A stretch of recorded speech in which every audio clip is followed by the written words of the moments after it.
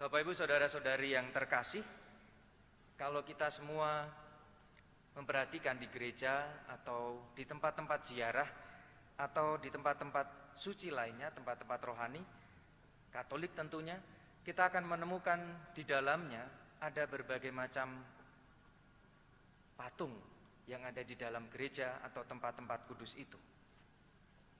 Bermacam-macam posenya, bentuknya atau penggambarannya.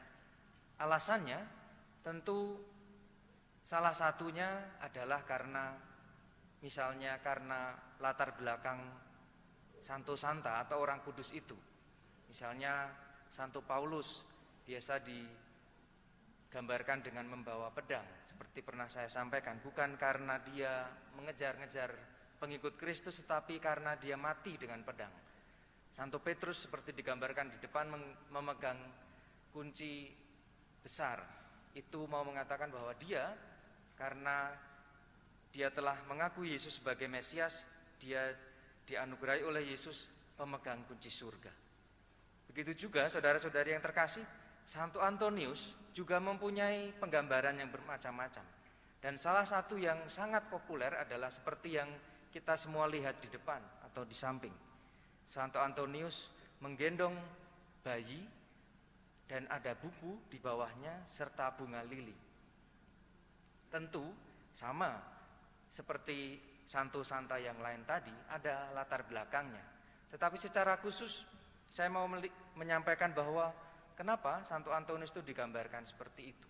Tentu itu bukan karena maunya si pematung, tetapi ada sejarahnya. Ada kesaksian yang melatar belakangi patung itu dibuat dengan bentuk yang seperti itu. Saudara-saudari yang terkasih, orang-orang kudus dalam gereja biasanya tidak begitu saja diakui sebagai orang kudus atau orang suci, tetapi ada semacam penelitian atau kesaksian iman yang membuat kemudian gereja mengakui bahwa mereka benar-benar orang kudus, orang-orang suci. Dan biasanya tulisan-tulisan kesaksian itu disampaikan dalam yang namanya hagiografi. Di situ disampaikan kesaksian-kesaksian iman tentang orang-orang kudus itu.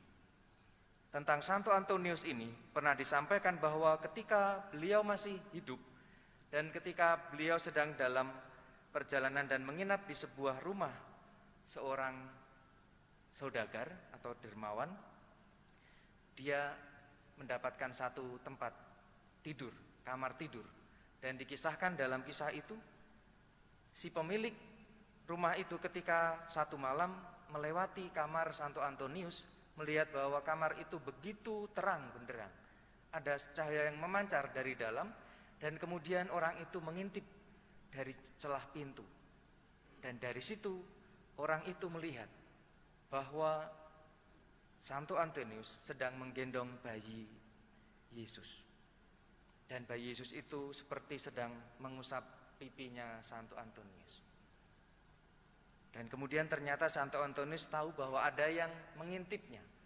Lalu kemudian ketika dia keluar dan melihat orang itu mengintipnya, dia mengingatkan, jangan beritahu pada siapapun.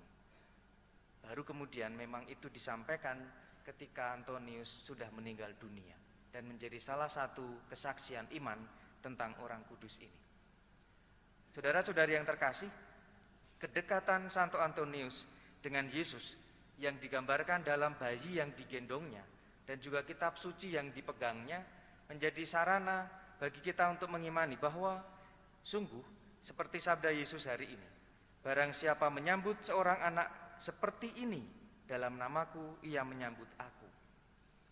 Seperti ini, seperti kalimat ini sederhana saja. Tetapi kalau kita dengar ayat sebelumnya, tadi Yesus mengatakan, maka Yesus memanggil seorang anak kecil dan menempatkannya di tengah-tengah mereka. Menyambut seorang anak kecil seperti ini berarti menyambut Yesus, menyambut Tuhan, meletakkan Tuhan di tengah-tengah hidup kita. Meletakkan Tuhan menjadi fokus hidup kita. Kalau saudara-saudari sekalian, misalnya ada cucu, ada anak-anak di sekitar, Biasanya ketika apapun yang dia lakukan akan menjadi perhatian kita. Dia lari ke sana, lari ke sini akan kita perhatikan. Maka dengan mengatakan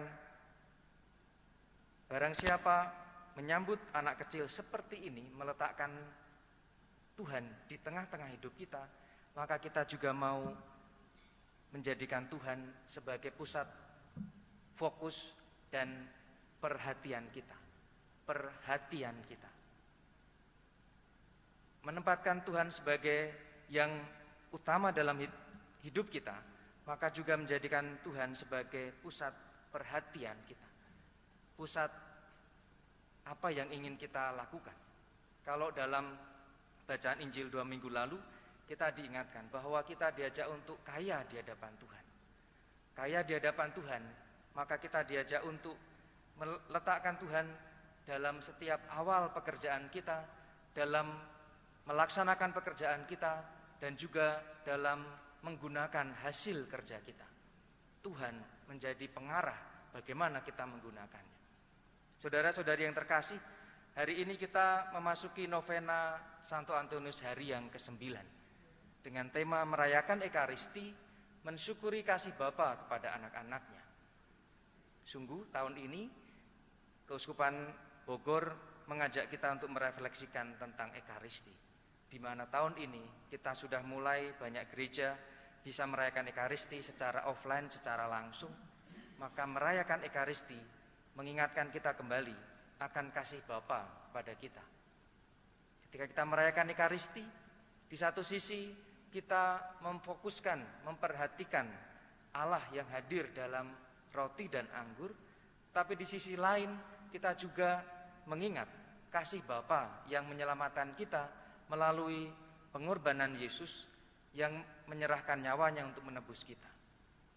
Adanya Ekaristi adalah karena Allah mencintai kita.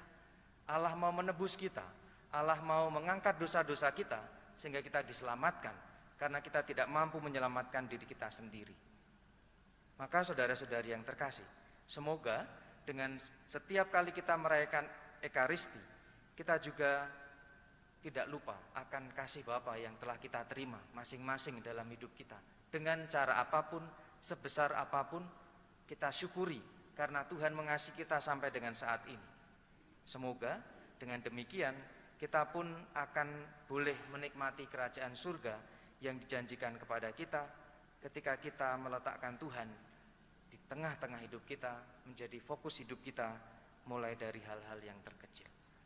Semoga saudara-saudari yang terkasih, kita diberi rahmat yang secukupnya untuk mampu setia menjadikan Tuhan sebagai penuntun, pengarah, dan pembimbing hidup kita.